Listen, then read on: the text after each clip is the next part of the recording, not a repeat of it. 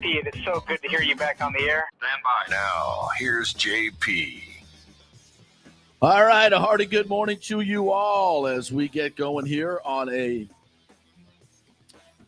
beautiful Tuesday morning in Tampa Bay. And guess what? We're just, not 24, probably 32 hours away from game one of the Stanley Cup Final in my adopted hometown of Denver. Used to do a lot of skiing out in Breckenridge, not so much anymore, our second home. Welcome into the JP Peterson Show. We love the mountains of Colorado. It's beautiful. Love them so much, but we don't like the Avalanche at all. They have now become our mortal enemies. We have no real history with them that I can recall of any note, but certainly this will certainly put something in the record books as the Lightning get set for their third straight Stanley Cup Finals. We're looking to do something that hasn't been done. What's the last time in sports somebody won 3 in a row? Was it the Lakers? Lakers in the early aughts, I believe it was. Yeah, 2000 to 2000, was it 2? Yeah. There's but there's no Shaq and Kobe out there in Colorado. So this is all about Stammer, Hetty, Vasi, and Cooch. And Pointer. Pointer is back. Pointer practiced yesterday in Colorado to get used to the altitude, which will certainly be a factor. There's no question about that. Anybody that's gone from sea level to Colorado knows exactly what I'm talking about. Just walking up a staircase will get you breathing heavy. Of course, that happens to Nick anyway here at sea level, but that's okay. Nick Geddes joining me from Outkick.com. How are you, sir? I'm doing well as I enter the stream here. Had a little issue with the computer, but I think we are good at the moment. We'll monitor that. But yes, I'm doing good, very good this morning. We've got Mike Neighbors coming up at 11 o'clock. I want to catch up with Mike to chat about the Saints offseason. He covers the Saints and the Buccaneers. So I want to chat with him about what's going on with their new head coach, Jameis Winston's rehabilitation from his knee injury, the quarterback situation, all kinds of stuff going on. There's a lot of people, especially at ESPN, that happen to hail from the state of Louisiana, Marcus Spears, that believe that the Saints are going to win this division. And I don't think it's out of hand, quite frankly, because of the way the Saints have handled the Buccaneers. I just get this feeling that if there's one thing that Tom Brady is focused on this offseason, it's beating the Saints. And if there's one man in a sport that I don't want focused on me, it's Tom Brady. He is obviously got to be pissed off about the way he's played against, and the team has played against the Saints, getting shut out the last time. It's got to really stick in his craw. So we'll talk to Mike Neighbors about the Saints. And Mike Evans as well, who we listened to yesterday. Yes. Flat out said, we don't like the Saints. Yeah, don't like the Saints. Talk about rivalries, which we will talk about today as the Rays and Yankees get ready to do battle this evening in the Boogie Down. That's, when you talk about the Bucs' chief rival, that's it. It's the Saints. It's not the Falcons. It's not the Panthers. It's not any of the old Norris division, Bears, Lions. No, it's the Saints. It's the Saints. The fan bases hate each other. The teams hate each other. I still, and I'll go to my grave on this one.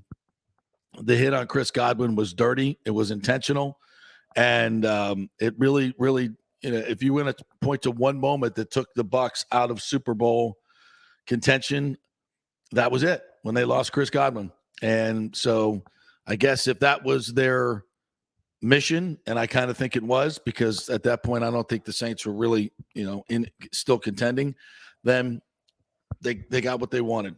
But it's not good football. And I think the Bucs will remember that for quite some time. I know Chris Godwin will remember it. It's a cheap shot, helmet on the knee, no place for that in football. And so we'll talk a little Saints with Mike Neighbors. TJ Reeves going to join us at 11:30 and talk some Bolts and Buccaneers as well. Always fun to chat with TJ. But we'll get into the Bolts right now as we get set to roll out to Colorado. And as I mentioned, Braden Point was skating yesterday with the full skate for the Lightning. He was centering the line with Colton and Paul. But imagine the shutdown possibilities in this Avalanche series with that group, Colton, Paul, and Braden Point, and you have the school bus line as well. That's done a pretty damn good job. And then you've got Hagel. All these guys have done such, and Killorn and Sorelli have done an absolute tremendous job against the top lines, and it's been tremendous. Do I need to double boxes? Get you in here. I'm having computer issues galore at the moment, so we can hear you, but we just can't. Yeah, you should be able to hear me, and I'm gonna try to get back in here very shortly. Yeah. So this is like getting an all-star back in the middle of in the middle of the playoff run. And oh, by the way, you've done pretty well already. So this is huge news for the Lightning, and this is, I think you could say a little bit, well, they've kind of gotten used to playing without them. Yeah, that's true, but we don't want to do that in a long period of time. That's just not good. So we're going to get into some of the sound. Pierre-Edouard Bellemare, who played with the Avalanche for a couple of years, talked about the impact of the altitude. It says it's definite. You're going to feel it. Jeff Halpern talked yesterday to an assistant coach who played some games there at altitude, talking about that first period is definitely going to be affected. So we'll hear from some of the guys a little bit later on in the show. Let's talk a little bit about tonight's game, though, with the Yankees, my friend. This is a huge series for the Rays. I know the Lightning certainly have the floor right now and are center stage, but this is a big series for the Yankees and the Rays. The Rays are 9 games behind the Yankees, who are now on pace to win 119 games. Unbelievable. They're playing really good baseball. There's not much you can say bad about what the Yankees are doing right now. They're pitching, they're hitting, they're doing it all. It really seems like right now, more than any time, the disparity in payrolls, when you look at the Dodgers and you look at the Yankees and look at some of these bigger teams, not all of them, but a lot of them, their lineups are just ridiculously loaded. And now they figured out, how to get their pitching staffs in order, the Yankees especially. But this is an important time for the Rays, and they're a little undermanned. We didn't mention this yesterday, but Andrew Kittredge is going on the shelf for over a year or plus with Tommy John surgery, and that's a crushing blow, I think, to the Rays. They needed a solid closer in the back end, and when they traded away Austin Meadows, you thought maybe they would find a closer in that deal. They did not. Isaac Paredes has played pretty well. He's brought a little bit of pop to the lineup, no doubt about that. But I would have much rather seen somebody that has experience closing games. Now, the Rays always seem to find somebody to step up and do the job. When is Fairbanks coming back? Is he? I have heard zero on Pete Fairbanks. Nick Anderson, the same thing. Very tight lip, I think, with the injuries right now. But if there's no update at this moment, you have to think it's not going to be soon, right? Yeah. Patino's coming back. Patino will be back soon, yeah. Yeah. But I think obviously he's a starter. He's a starter, but his spot in the rotation, I don't think it's there at the moment. I just don't think. Jeffrey Springs has taken that spot. Would he be a guy? I don't know if he has enough swing and miss to be a closer. Well, you have the theory there, and the Rays have done this with guys historically for a while. The first one that comes to mind is Wade Davis, guys who throw pretty hard, have good stuff. Maybe didn't work out as a starter. But the other teams do this as well. Convert him to like a reliever, let him go 1 or 2 innings where they max out everything, and you might get better results. Because Luis Patino, as a starter, even before the injury, I don't think he ever really had settled into that role yet. And like I said, where do you put him in this rotation? Who do you take out? I don't think you take out right now. There's nobody. No. But he'll add some depth in the bullpen. So who's gonna? Because we don't really have a closer. Who's gonna be that high leverage guy? Who's gonna be the one to get the big outs? I tell you, Jason Adam, I think, has proven right at the moment of who's healthy right now, because JP Fireeisen is also on the shelf. Jason Adam looks like he's probably the most capable guy back there to do it. I think But the thing about him is it's not overpowering stuff. It's not overpowering stuff. And usually as a closer, you want a guy that has that overpowering stuff. So do the Rays kind of put him back there? Listen, they're not going to go with a single guy. It's never going to be a single guy. It's going to be a committee approach. But I want to know, when's JT Chargois coming back as well? It's another name we haven't mentioned. There's just a lot of all their firearms are all not there right now. So it's going to be committee approach, but I think Jason Adam, I think he got the chance there in the Minnesota game up 6-0, obviously a little different scenario, but maybe he's the high leverage guy going forward. Could be. Kevin Cash and the Rays have always found a way to figure it out in the bullpen. And, at some point, maybe they won't. But as far as in-season additions, with the trade deadline coming up I think 40-some or 50-some days, it's a ways away. But I think you would start thinking about adding a closer and a big bat. And, we've been told that, they went after all these big name guys and they got money to spend. So at the deadline, they can add some significant payroll. I'll believe it when I see it. But that'll be a good place to do it. And if the Rays can go out and find a big bat and also a closer, well, this team would look really good in September and into October. So I think they need 2 bats personally. I think they need 2. There's a lot of what ifs right now in the lineup. Yeah. What if this guy comes back and gets going? What if this guy just gets going in general? Right. I mean, look at the catcher position, especially. I think that's one of the biggest drop-offs from last year. You're not even getting league average production from your catching position right now. Yeah. Not even league average. Zanino's on the shelf. He was hitting really well early on, but he's not great defensively. They are definitely a large minus at the catching position right now. And one thing I'll tell you, too, about the closing position, I know you've kind of vouched for Craig Kimbrell at the beginning. I think the Rays were probably best staying away from that because we talked about it before the show. What's Craig Kimbrell kind of doing? He's got 11 saves. It's not great. But a 4.42 ERA. It's not great. Yeah. And a 1.36 whip. He will give you a nail. He'll give you a nail biting competition for every time he's out there. So and for the money they're paying him over there in Los Angeles, it's a lot. That's a lot of money the Rays were not going to do. We've been over that. But so I think the Rays will probably go out. He's not the only closer they could have gotten. No, just by the way. But I think right now, like maybe you look at like Washington, you look at Pittsburgh, these teams that are far out of it at this point. See if you could find a gem in one of their bullpens and you get them on a low-cost addition. Well, that's the thing. The Rays find those guys that have something special, whether it be some sprint right here or one pitch or that pitch, and they develop them into a quality reliever. So that's something they've always been able to do, and they're going to need to do that. But for this particular series, and we got the Cy Young matchup tonight, right? We got Kluber and Kluber and Cole going. Kluber and Cole tonight, and tomorrow McClanahan and Nestor Cortez. Ooh, loaded. I'm upset the other one's tomorrow because obviously we're all going to be watching the Lightning game. That's right. But I'll be so enthused in that. I might throw it on the laptop. I might throw it on the laptop on the side and have the Lightning going and McClanahan Cortez because, name 2 better lefties in the game at this very moment. Although I'm not really excited about watching the Rays whiff against Cortez again. And I don't get a lot of weak contact. That doesn't necessarily get my fire going. But when it's a Shane day, it's a holiday, and I will always watch. Did you like the new promo that Kevin Kiermaier talking about Shane McClanahan? I did. I like that new promo. I did. Nicely done. Ray's got some new promos going. And by the way, if you haven't seen it, they have a huge sign over on Blake High School across from Armature Works.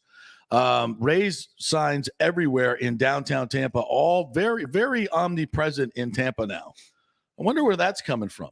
And by the way, as we sit here at June 14th, we've been told by the Tampa Bay Times, and I guess this came from the mayor's office, both mayor's offices in Tampa and St. Pete, that we're going to get a decision by the end of the month on whether it's going to be St. Pete or Tampa. It's going to be Tampa, by the way. Spoiler alert. Because I know Ken Welch wants to move forward on that. And it's just interesting to me. There are a lot of things that are changing. By the way, a student rush ticket package. We've been bitching about these ticket prices, and what do you know? Last year we got them to do the $10. Yeah, we'll take full credit for that. And Rays Twitter, and that we're obviously a huge part of the move to Raise the Tampa folks. We've been bitching about it, and what do? They come up with a $9 student ticket. Now the family pack is next. Hopefully they're working on that. It seems to me that there's a fresh approach to marketing with the Rays. Seems to me that there's a new voice somewhere in there. I know they hired a guy from the Lightning to do a lot of their digital marketing, but it's something more than that. And I think Major League Baseball, and this is just my opinion, I think Major League Baseball is having a say in what's going on with the Rays right now because they want the damn park done. They want it done in Tampa, and they want it done now. They want to get the deal done now. So I think Stu's hand has been forced, and not only in terms of getting this deal done from a stadium perspective and paying half for the stadium, but also in the marketing of the team. And we haven't heard much from Stu. We haven't heard him open his condescending mouth in quite some time. I think that's by design. So I'm excited. I think something big's gonna happen by the end of the month. If not the end of June, probably sometime in July. See, I don't buy it though. You don't buy it? I don't buy it myself because we've been going on with this for 15 years now, maybe longer. I don't know.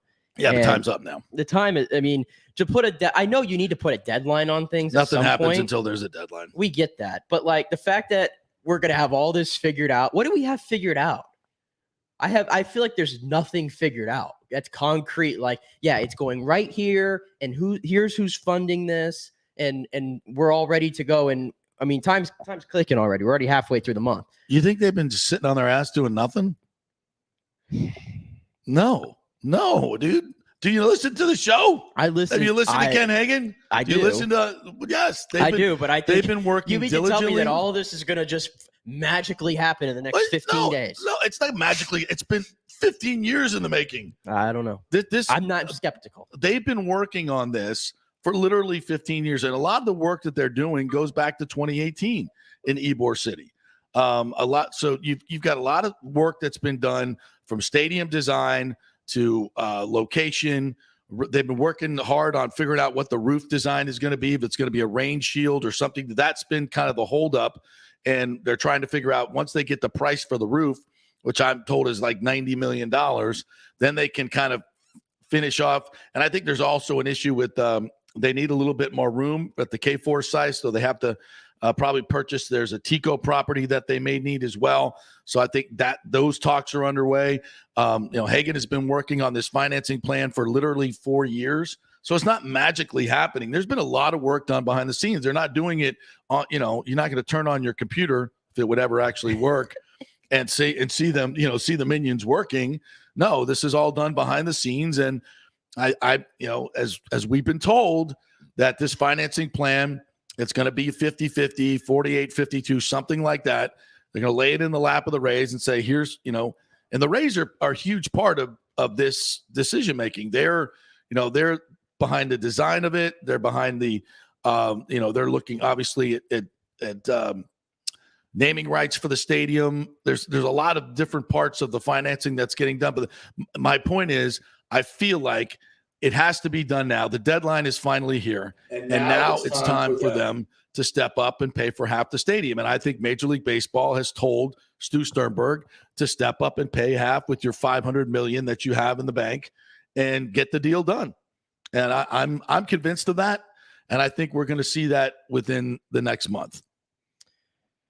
Now, the part that I don't know is the timing. I'm taking the Times at their word. They've talked to the mayor's office in St. Petersburg, and I think they've also talked to the mayor's office in Tampa. That from when I read the article from a couple of weeks ago, that's what it sounded like to me, that they needed a decision by the end of this month. So I hope so, but we'll see. But I'll tell you this, though, about the student ticket thing, long overdue. Yes, a little thing that they should have done years ago.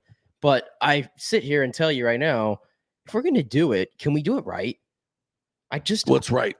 First of all, did the Rays ever put this on their own Twitter account? I haven't seen it yet. Any of their social media accounts? Did no, they announce somebody this? Somebody found it on their website. Was there a commercial? Is there signage? No. Are you going to see signage next time they come to the Trop behind home plate?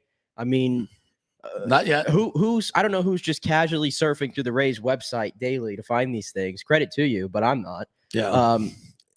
And also too, for $9, it's a great deal, but you're not putting asses in these seats anyway. Can we how about just give them a seat? Why standing room only? That's going to take up so if you're going to have the $60 outfield seats. If you're going to sell 8,000 tickets on a Tuesday night against the Royals, for crying out loud, and then you get maybe, let's just say 3,000 students in this thing, why are they all standing? Can we allow them? Are we going to allow them to go sit, or are we going to say, no, you have to stand, even though there's a million empty seats? Like, what are we doing here? Seems a little weird. Does it not? Yeah. But they've got to I mean, I know beggars keep the can't integrity of the ticket price. I for know the beggars other, can't be seats. choosers, but geez. Yeah. Hey, I'm just going to put this out there. I know the Lightning have gotten bigger than they were a little bit years ago, but I remember being a high school student doing student rush, and guess what? If you were in line at a certain time, you were guaranteed an actual seat at the Lightning game. Yeah, and absolutely. there was no talk about, well, this isn't right because this isn't the actual value of the ticket. No, I got in the line. I don't remember how much it was, but it wasn't $20. a lot. $20. There you go. And it didn't matter who they were playing. Mm-hmm. I got a $20 seat in the third level. A seat. Yep. Not just standing room only. So I don't really want to. I guess that argument to me is I'd throw that out the window. Don't you want people in the seats?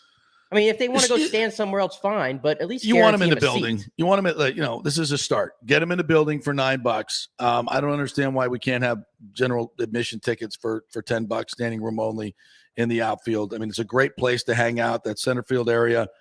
It's tremendous. Gives a buzz to the building. Just get more butts in there. Get more asses in there, whether they're in seats or standing up drinking beers. I don't care. And this is a player's issue for me. I brought this up a couple weeks ago, and the players want to play in front of fans and their fans, not like the Cardinal series where they priced out Rays fans so they could soak the Cardinal fans because it's once every 3 or 4 years that they come here. I mean, so I guess Stu made his money soaking the Cardinal fans. Good for you. But he priced out his own fans with these $60 outfield tickets. It's ridiculous. So, to me, why not have these family pack ticket specials, the $10 specials for standing room only, the monthly passes are something that's absolutely perfect for the Rays. I think they sold them out when they announced them back in 2019 pre-COVID. Why not bring those back? There's so many things they can do, and why do they decide not to? Because they don't care how many fans are there. And that's not how is that doing your players a service? And I would like to ask a player, wouldn't you like to have more fans in the stands? You could do that. Your ownership group could do that by having some discount tickets. You would have more fans each and every game instead of trying to get the premium dollar on every seat in there. Obviously, it's going to take the number of people down. So it's a player issue. It's a competitive balance issue. Don't you think the guys are going to play more in front of more fans, play better, have more energy? Of course. So, I mean, if this is not just a blatant disregard for you don't give a shit whether your team wins or not, you can give lip service to it, Stu Sternberg, but you really don't care. You don't. And this is a prime example, not only your payroll, but this is another example. You don't care. If as long as we spend under 75, $80 million, I don't care what you do. If you win, great. If not, that's all you're going to get because I got to put away all that $500 million. I mean, it is what it is. But don't pretend, Stu, and come on TV and act like you really care and you're doing everything to get your team to win because you're not. You're not. It's not even close. Get more people in there. Spend more money. I mean, how much better would this team be with a $100 million payroll? If they give Eric Neander the chance to go out and make some major moves and had significant payroll at the deadline. They'll talk about it. They're in on this guy. They're in on that guy. They're in on, until they sign somebody that makes more than $15 million a year. I ain't freaking buying it. It's funny how you bring that up because I don't know if you're ready to get into this yet, but it's a nice little transition because there is a hot conversation, debate on Twitter right now about Kevin Cash's job status. This is ridiculous. And I can't believe we have to have this discussion right now. It's ridiculous. But there is it looks like a small minority, don't get me wrong, but it's out there. So I guess we should talk about it, of people saying that Kevin Cash his seat should be pretty warm, apparently. Somebody said that as a hot take, and they added Zach Blobner at 620, and suddenly it's taken off because Zach was like, "You're out of your mind," and Zach's right. It's silly. Yeah. It's absolutely silly to even talk about it. It's ridiculous. It's the ultimate clickbait bullshit. If that's the way, and I know who you are. If that's the way you want to get noticed by saying something ridiculous like that, what are you doing? What are you doing? It's patently ridiculous. I will make an argument. Why would you fire the 2-time AL Manager of the Year?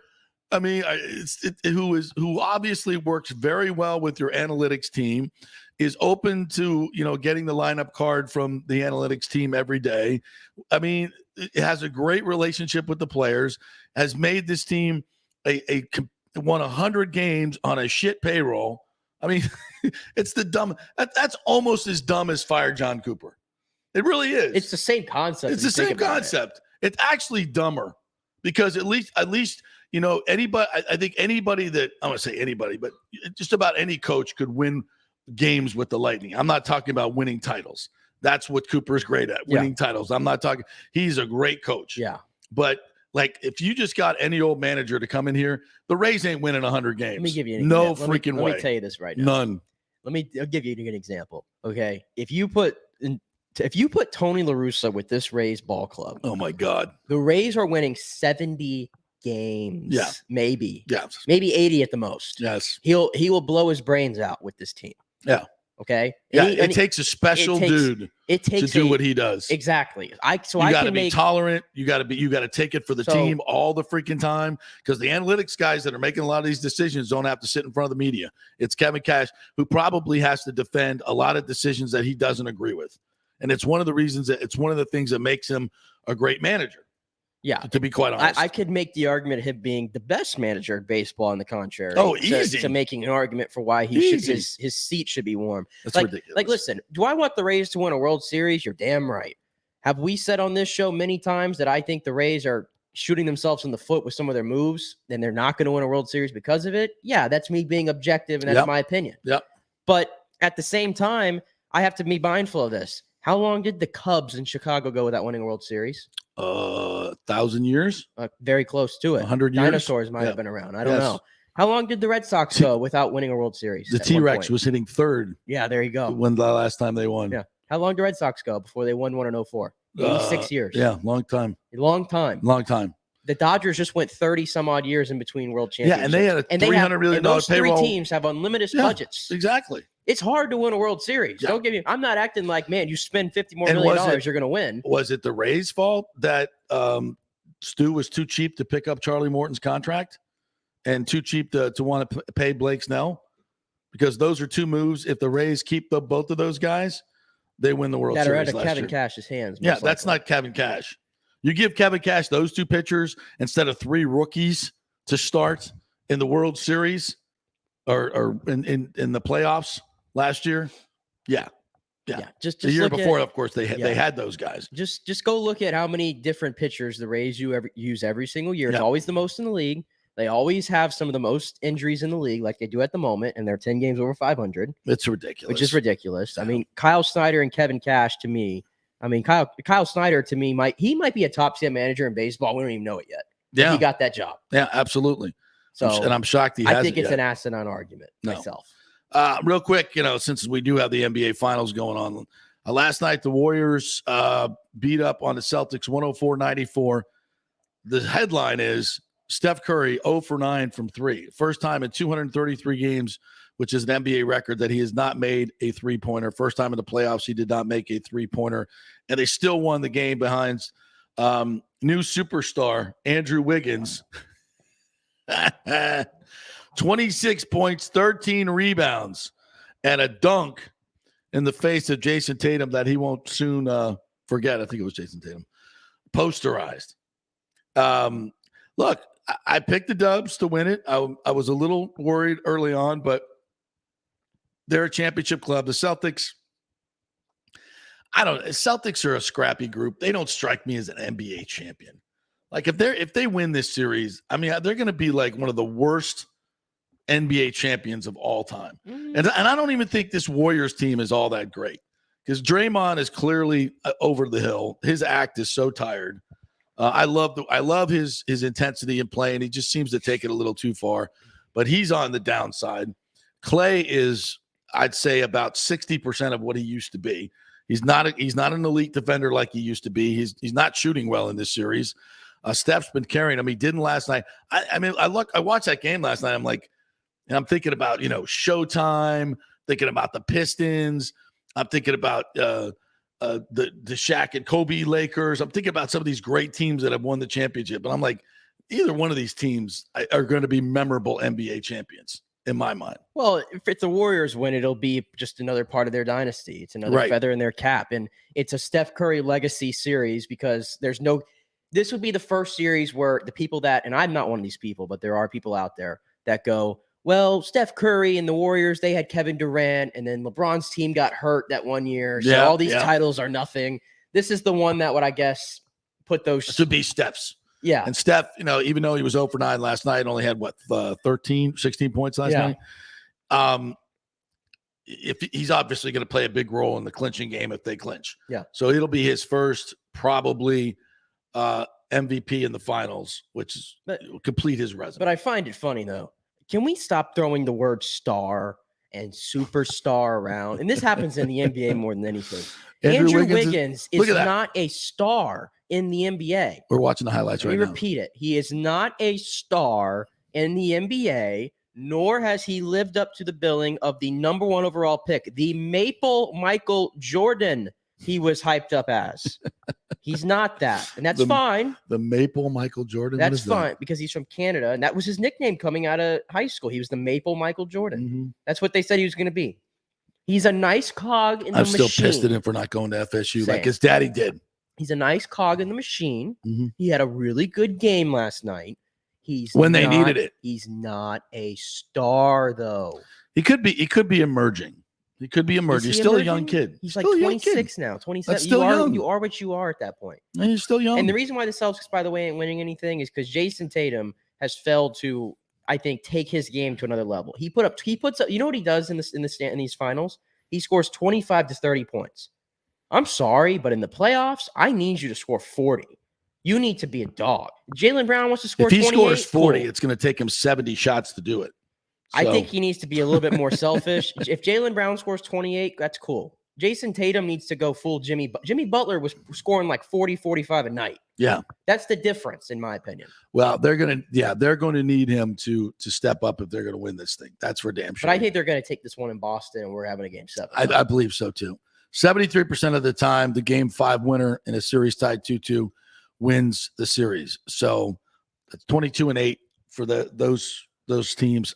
It seems like it's going that way. Yeah. Seems like it's going that way. But I'll take a game 7. Absolutely. All right, we'll take a break. When we come back, we're going to hear from Pierre-Edouard Bellemare, who played for the Avs for a couple of years, and now he's back as a member of the Lightning, trying to win his first cup. We'll also hear from Jeff Halprin, who did some media yesterday, and Brandon Hagel as well. So we'll hear from the Lightning in Denver at a mile high. Stay with us.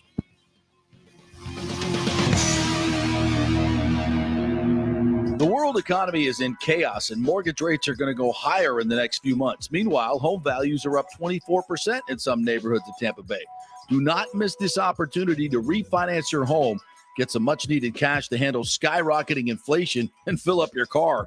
Contact Scott Fitzgerald at American Mortgage Services. Even if you've recently refinanced, Scott can make the deal work because he charges no lender fees like the big boys do. He will also shop your loan around to dozens of lenders and get the best rates and terms. Let them compete for your business. The big banks charge huge lending fees. Customer service is simply a phone number with endless wait times. Scott is local and will personally take your call. Here's his cell phone number. Tell him JP said you could call. 813-294-7595. Scott's done over 3,000 loans, including many coaches and athletes. He will answer your calls and concerns and give you workable strategies to be smart with your money. Reduce your payments. It's not just what you make, it's what you keep. 813-294-7595 or email him at scott@amstampa.com. The health professionals at Bay Area Modern Medical Center want you to know it's time to commit to a new healthy lifestyle. It's literally a matter of life and death. 42% of Americans are considered obese, and being obese made you 3 times more likely to be hospitalized by COVID. So getting in shape is not just about looking better, it's about living much longer. At Bay Area Modern Medical Center, they take a very different approach to primary care. It's personalized, preventative medicine. Christopher Lugo and his experienced staff are proactive in looking at your issues before they become a problem, encouraging a healthy lifestyle with proper diet, supplements, and exercise to optimize your active lifestyle. building up your immune system, not destroying it with poor nutrition and bad habits. So call for an appointment, maybe change your primary care, and get on a journey back to full health and a happy life. Call 844-977-3477 or go to BAMMC.com. Tell them JP sent you for priority scheduling. 844-977-3477 or go to BAMMC.com. Have you purchased a home in the last 10 years and the stucco is starting to come loose from the upstairs portion? Well, that can cause some serious damage that you can't see until it's too late. Is it becoming an eyesore? Have you contacted the builder and just can't get any relief? That's very common here in Florida. So call the law offices of Christopher Palermo. They can help you. Call 813-221-5636. That's 813-221-5636. He's recovered millions for his clients.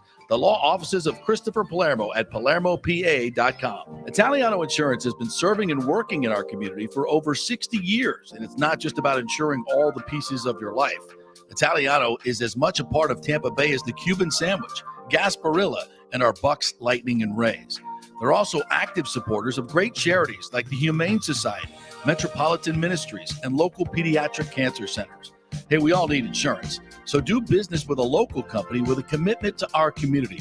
Don't call some 1-800 number. Call Italiano and be greeted by one of your neighbors. That's 813-877-7799 or ItalianoInsurance.com. Named the Small Business of the Year by the Tampa Chamber. 813-877-7799. Let's go. Right now, back to the show with JP on FanStream Sports. All right, welcome back to the JP Peterson Show, brought to you by the law offices of Christopher Palermo.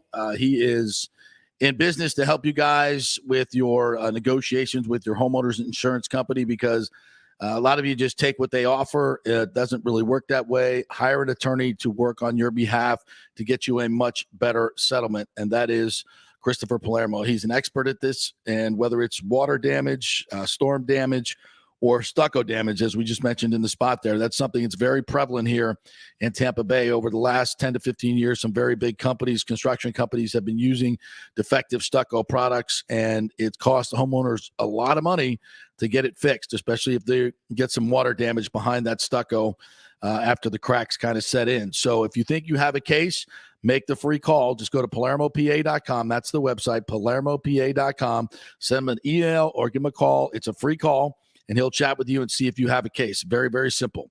So you don't have to hire him until you guys have a conversation and see if you have a case. So once again, PalermoPA.com is the way to go. All right, so we want to get into a little bit of the Abs versus the Lightning and hear from some of the players as the Lightning arrived in Denver yesterday, probably a day or so earlier than they would in a regular season game, trying to get used to the altitude and get used to. Just trust me, you're going to hear a lot about this on the pregame show. You're going to hear a lot about it, from the players. And Pierre-Edouard Bellemare played a couple of years with the Avs, so he knows. I might make myself sound like the dumbest person in the room, but I was told there's no dumb questions, so I'm going to ask one. Yeah, go right ahead.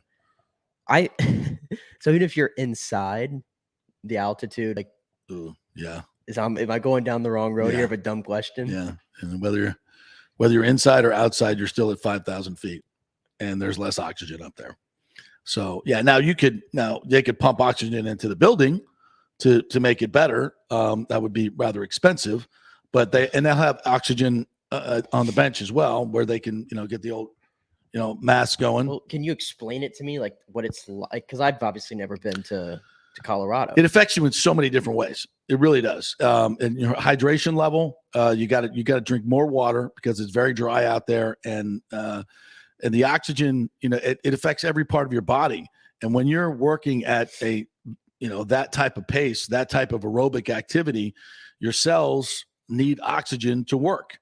And as you try to breathe in normally, and you get, I think it's about 20% less oxygen, if I'm not mistaken. And you're trying to breathe and get your cells that oxygen so they can do what they normally do, and it's just not working. So you tire out quicker, your muscles tire out quicker, and it takes a little while to get used to it. So it's a factor, and it will be a factor in the first period, and it's going to be a factor as the series goes along too. Now look, the Lightning have played great on the road, and this is one fear that I have. One of their winning edge is, if I can say that, is their effort that they put out. They suffocate you, they smother you, and if you don't have the wind to do that, if you're breathing too hard, it's harder to exert yourself in that way. So it's going to be a mental test. It really is. I mean, I've never seen a team more mentally tough than this team.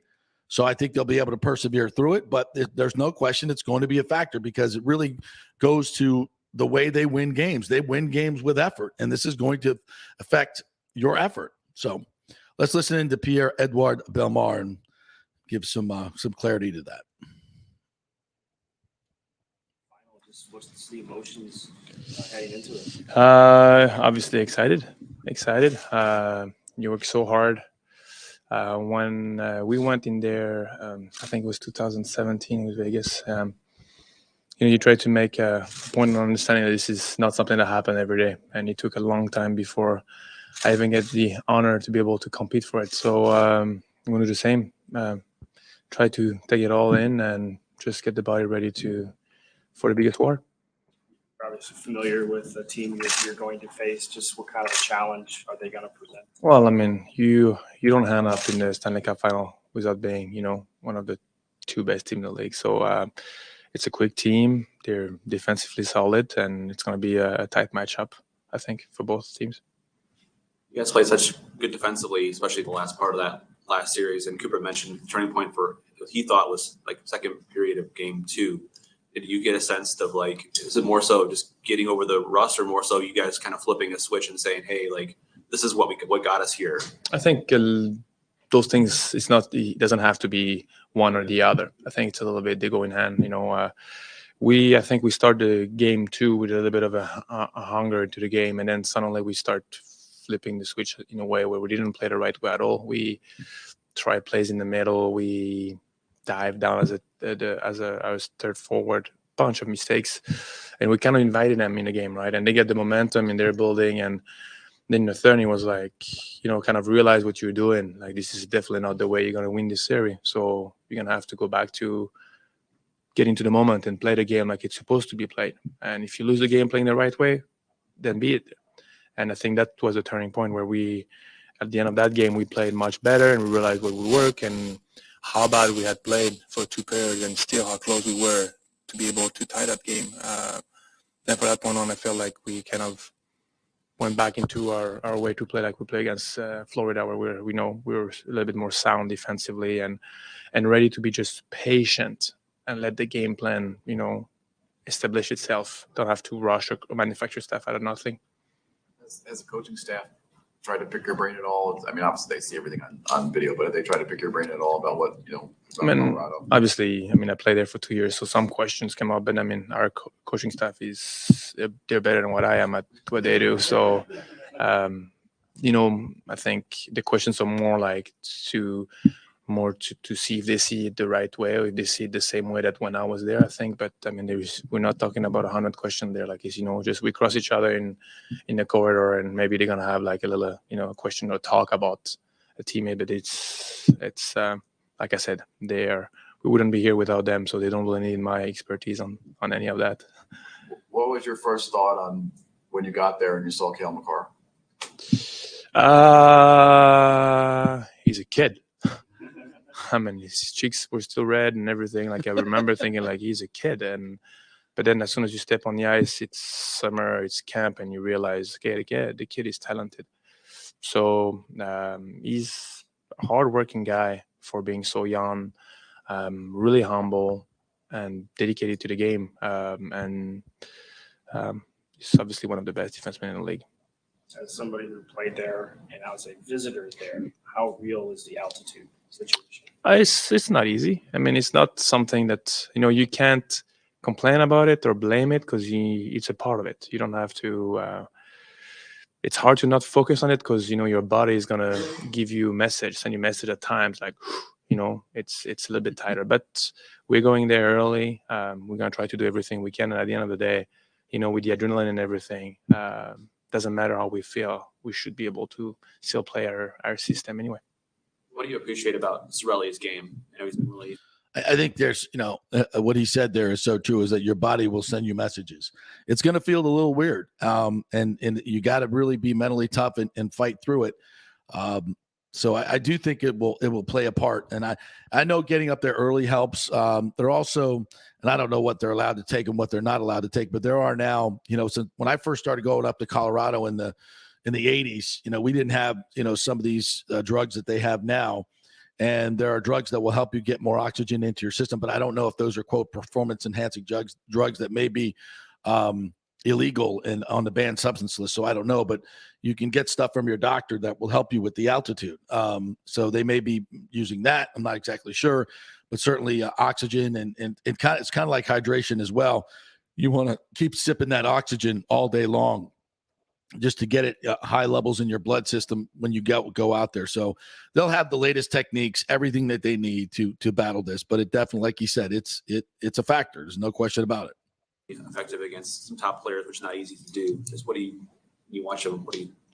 I mean, I got to be honest. I've told him, and I've mentioned it before. Every single facet of his game, I appreciate it. Like, his nose is on top of the blue paint. He can play a really good shutdown role, but he can also play a really good offensive, Talking about Cirelli himself. So everything as a fourth liner, especially, my entire career, you look at these guys and you think like, okay, this is what you have to strive to be a little bit more like, like you can play good defensively, but like the grit and the grind and being always in those areas that hurt, go there. And such a complete game that he has. So I think quite underrated in the way that he does, because obviously now everybody's seen it, but he's not scoring the points. He's not on the sheet that way. But I mean, that line has been unbelievable for us, and he's a big part of it. And on top of that, he's got to play the PK. He's got to go on the power play. I mean, it's a lot of big minutes he's playing, and he's always there answering the bell. So I mean, I have nothing negative to say about his way to play. I just love it. Pierre-Edouard, it's already an exciting time being in the Stanley Cup Final here, but what's the added excitement when you see Braden on the ice and you see? It's fun. It's fun. Like, like when you go down early in the playoff, you work your whole year long to get to this point, right? And when you get to playoff, there is nothing. Doesn't matter what you guys are saying is the contender, who's going to win it. At the end of the day, it's still, you still have to play the games and do the job. And when you go down, especially when you're a key player, and they tell you don't know, depends on how long we go if you have a chance to play again this season. That's obviously suck. So to see him now, and he's been a part of the process. He's been there, at the end of every game, and seen sometime during periods, give you the positive words, and for having to be able to have a chance to be back in, and just this time of the year, I mean, this is the time. This is why we play the game, to be able to play in June. This is what you want. So for him to go through the trouble and adversity of getting hurt, not knowing if you're going to be able to play again, and the team, answering the bell in a way that was next man mentality, and we did a job, and now we are in the Stanley Cup Final, and he has a chance to come back. I mean, I think it's good reward. He worked hard and didn't deserve to go down this way, and now he's got a chance to play Stanley Cup Final. That's amazing. Do you keep in touch with anyone there, and have you heard from anybody, or is it completely cut off communication at this point? I mean, from start of playoff, it's been cut off pretty much. During the season, like you play them, you chirp each other, you receive texts at the end for a goal or something, but now in playoff, I mean, I have enough to. I'm not that talented. I have enough to do on my own, like to focus on my game. So no offense to any of them. You see, like I don't really look at the hockey on TV. I'm not a big like that. So I know where they are. I know that they're in the final with us, but it's not like I've really looked at highlights and, texting guys like, oh, sick move. I mean, I have enough to focus about myself. Was there an opportunity for you to go back there, or was this always like after last season, or was that something that you just? No, I had the opportunity. So was this, you chose to come here? Yeah, I did. What can you take us a little bit through? I mean, obviously, I was fortunate to get like a few teams that were in the last 8 teams that were in the playoffs. So it was always like I want to play for a team that has a chance to make it. I didn't think that they were not a team that were not going to make it. It's just that as a family, and we decided that, okay, you know what, we want to be in a team that's going to be able to play the cup, but you also want to have a good family time. Not that we hated it there at all, like we loved it, but it's tough to compete with what we have here. You guys are spoiled every single day, so we wanted a bit of that. And that's kind of how the thought came. And to be honest, Tampa wasn't in the mix in the beginning, so I was shocked when they decided to come. It was kind of like, okay, you know what, maybe that's a sign. Maybe we should just get a change. And when you don't get pushed out and you can make your own decision, it's a different feeling. And I was intrigued about what is in this organization, what is in this locker room, why are they so successful? Why is it that we are again in the Stanley Cup Final? And my answers, I've got all my answers. So yeah, I think I made the right choice. How quickly did you find those answers? Pretty fast, actually. You know what? Like from, I think, the opening meeting in pre-camp, where there were a lot of talk about sacrificing your sake for the benefit of the team. Not saying that the other team that I played before didn't do that, but it was big talk on that it was the reason why these teams gone far is because some of the top players didn't care about their points or anything. They just were okay to be patient and play the system and not try to manufacture stuff. And now looking at the last series, this is what changed, like the way our top players played, they were okay dumping the puck and working the body and be patient and get the goals when it comes. We don't know when it comes, but it will come. And this is what I saw, what I heard right from the beginning of the camp. There's Pierre-Edouard Bellemare. So really interesting stuff there, especially about, his decision to come here and then what he found when he got here. I mean, it's, you think that all the superstars and the top six forwards in this league, are playing the way the Lightning do. They don't. They don't. This is a very, very selfless group, and it's led by the leaders. I mean, when you see Stamkos doing what he does, or you see Braden Point doing what he does, and Cirelli and Killorn and guys in Palat that have been here a long, long time, I'll put Kucherov in there as well. I mean, it's you don't see Kucherov blocking shots like Stamkos, but we get it. But he's turned up his game, and he's back checking, and he's doing the things that he has to do, and blocking shots every once in a while as well. But he's just a phenomenal talent. But I think it shows that this team is just different. And when guys come over from other teams, they notice it. No question about it. All right. I think we'll take another break here at 11 o'clock. We are going to chat with Mike Neighbors, who will join us to talk some New Orleans Saints. We'll come back for a quick segment here in just a bit. So stay with us.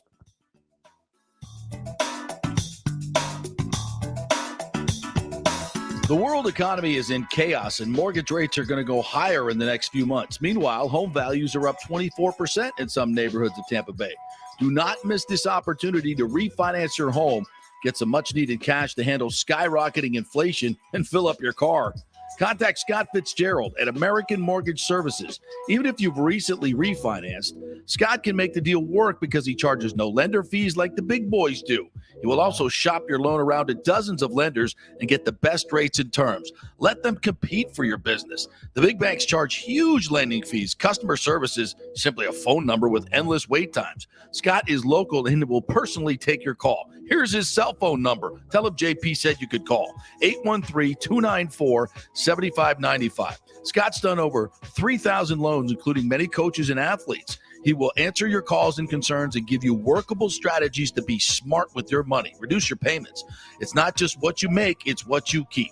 813-294-7595 or email him at scott@amstampa.com. Have you purchased a home in the last 10 years and the stucco is starting to come loose from the upstairs portion? Well, that can cause some serious damage that you can't see until it's too late. Is it becoming an eyesore? Have you contacted the builder and just can't get any relief? That's very common here in Florida. So call the law offices of Christopher Palermo. They can help you. Call 813-221-5636. That's 813-221-5636. He's recovered millions for his clients. The law offices of Christopher Palermo at PalermoPA.com. The health professionals at Bay Area Modern Medical Center want you to know it's time to commit to a new, healthy lifestyle. It's literally a matter of life and death. 42% of Americans are considered obese, and being obese made you 3 times more likely to be hospitalized by COVID. So getting in shape is not just about looking better, it's about living much longer. At Bay Area Modern Medical Center, they take a very different approach to primary care. It's personalized preventative medicine. Christopher Lugo and his experienced staff are proactive in looking at your issues before they become a problem, encouraging a healthy lifestyle with proper diet, supplements, and exercise to optimize your active lifestyle, building up your immune system, not destroying it with poor nutrition and bad habits. So call for an appointment, maybe change your primary care, and get on a journey back to full health and a happy life. Call 844-977-3477 or go to BAMMC.com. Tell them JP sent you for priority scheduling. 844-977-3477 or go to BAMMC.com. Ladies and gentlemen, let's rock. This is FanStream Sports with JP. All right, welcome back to the JP Peterson Show, brought to you by the law offices of Christopher Palermo. Also brought to you by the Gold and Diamond Source. Father's Day coming up, kids. Do not forget to get daddy something nice, and the Gold and Diamond Source is a great place to do it. Bracelets, rings. They've got great watches there as well, the baller watches, necklaces. Dads like jewelry, so get him some bling. Why not? Love it. Get him a gift certificate as well. The Golden Diamond Source is a great place to find that one and only ring that you're looking for. If you're thinking about getting engaged, summer's a good time for that as well, right? And don't forget, they have interest-free financing for 5 years. So if you don't have a big chunk of money, it's okay. Just go on in there. They'll finance you, get you all ready to go, and you can get a nice big ring for, $40, $50, $60 a month. You never know. So go in there, tell them what your budget is. They'll make it real easy for you. And, of course, they're a great local company. We always say keep it local, keep that money local, never more important than it is now. And you'll be doing business with them for life. You'll become part of the family because it is a family-owned business. Julie and Steve Weintraub have done great things in our community, continue to do so, always donating to just about every charity event I go to. They're a big part of it. So keep it all local, keep the keep it all in the family. It's what we do here. It's the Gold and Diamond Source, 3800 Omerton Road, always online at thegoldendiamondsource.com. Couple NFL notes here. Lamar Jackson showed up for his mandatory mini camp. I don't think that was a lot of people thought that wasn't going to happen. I was a little surprised at that. And I think there's a lot to do about – I know the offseason we have to talk about a lot of stupid stuff, right? But it's not like he's not going to get paid before this year starts. And I think people are kind of freaking out a little bit about this for nothing. I know it's because he doesn't have a real agent. Him and his mom do it. At this level, these quarterback contracts – probably should have an agent do this. I'm not exactly sure why he doesn't do that when you're dealing with, $250 million guaranteed. What this, because now that Deshaun Watson has set the market, isn't it silly just to even say that? Deshaun Watson, who may not even play this year for a second straight year, could be on suspension, is setting the market at $240 or $30 million guaranteed. But that's what Lamar's going to get. And I think Lamar's smart enough to know that he's going to make it as team friendly as he possibly can, within reason. But with the cap going up so much over the next few years, he's going to get his money. His fifth-year option this year would pay him $23.016 million, but he's going to make a hell of a lot more than that. So he's in camp, and all's right with the world. Terry McLaurin is skipping minicamp because he wants a big deal. Again, God bless Mike Evans. God bless Mike Evans. We don't have to trade him. He's not a diva. He's not asking. If anybody could be asking for an upgrade in this contract, it would be Mike Evans, and he's not doing it. God bless him. Yeah. I think like the whole Terry McLaurin, DK Metcalf's not there either, I don't think. Right. Nope. I know they all want to be paid, and A.J. Brown, I guess, kind of got the president. See, I don't know if this is a hot take or not, but I think Terry McLaurin's a better receiver than both those guys. To get 1,000 yards out of that quarterback group? He's had 7, 8 different quarterbacks. Yeah. And all bad. All he does is get 1,000 yards. He's Yeah. one of those guys. I even think he's better than his production even says he is. Yeah. So if somebody should get paid like that, I would have no problem giving him that money if I had to pick between the three. But at the same time, I don't know. I don't typically like holding out, especially with another new quarterback, those reps are valuable. I know Ron Rivera downplayed it, but I think in his situation, it's warranted. I think it's some situations are warranted, some are not. And frankly, I mean, if you're looking at the landscape of the league, you really couldn't fault Mike Evans for doing it if he wanted to do it, given his production. But it's just a personal choice for him not to. And isn't that awesome? Because think about what a fracture that would be for this team. Because they'd have to find money to pay him, right? Especially with Brady here. They'd have to. He knows he would have all the leverage in this particular situation. Yeah. And he's not doing it. And I hate to even bring it up. And people are like, well, don't give him the idea. I mean, are you serious? He has an agent. He's not an idiot. He knows damn well that he has the leverage and he could do what these other guys are doing. I think he's making what, 19 million? Check on his contract. See what he's making. McLaren? Yeah. No, Mike Evans. Mike Evans. And I think it's all salary. I don't even know if he's got guaranteed money anymore. So he above all else, all these other guys could definitely say, I want a bigger deal and I want it now. He's got 3 more years on this deal, or 2 more years on this deal, and it pays him 16.5 average salary. So what's he making this year? Does it say this year? This year, his cap hit is only 10.3. Yeah. But his overall salary is what? Base salary. His base salary here just says 1.12. Oh, so it's all it's all been restructured. Restructured and got the bonus money up front. So but his average is what, 16 million? Yeah. Yeah, I mean, come on. That's I think Godwin's getting paid more than him. It right? looks like 14 million the total when you get it all together here. So Godwin's making more than him. Yeah. I mean, if anybody wanted to do it, it would be him, and he's not. And that's just goes to his character.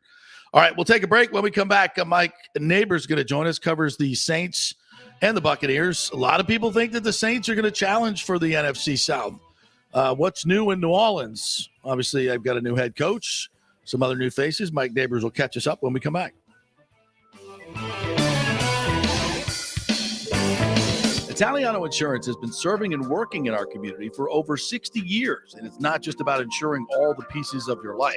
Italiano is as much a part of Tampa Bay as the Cuban sandwich, Gasparilla, and our Bucks, Lightning, and Rays. They're also active supporters of great charities like the Humane Society, Metropolitan Ministries, and local pediatric cancer centers. Hey, we all need insurance, so do business with a local company with a commitment to our community. Don't call some 1-800 number. Call Italiano and be greeted by one of your neighbors. That's 813-877-7799 or ItalianoInsurance.com.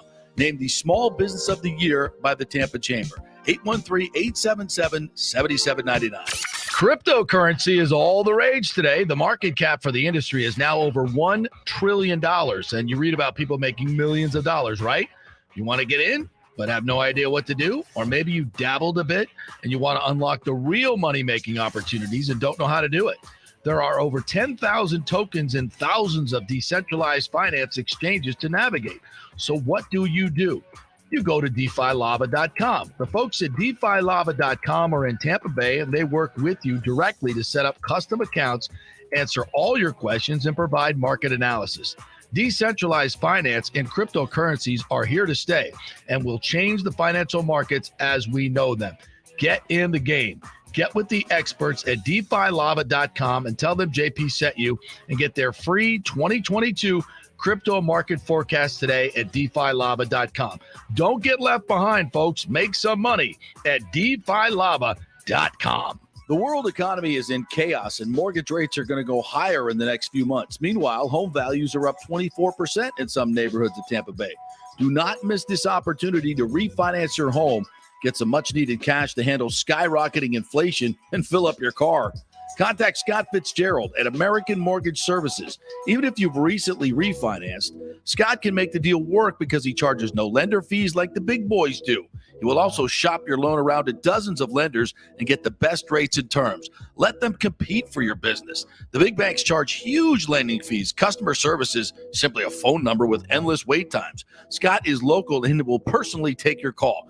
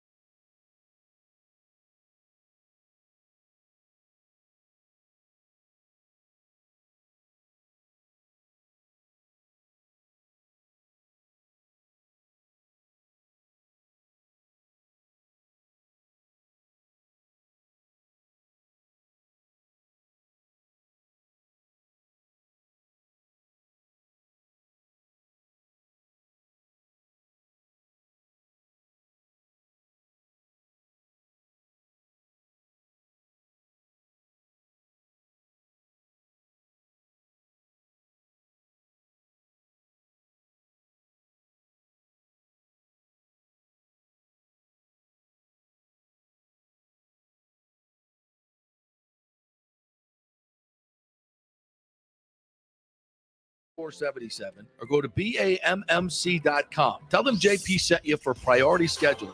844-977-3477 or go to BAMMC.com. Let's go.